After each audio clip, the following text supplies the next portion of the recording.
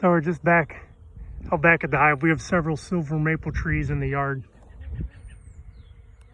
And kind of crazy about these things is they're all the same species, but they all just kind of bloom and bud at different times. And the one in the backyard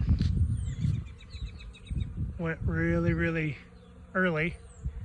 And this one out here, you see these girls are just packing pollen. There's just a roar. Just a roar under this tree.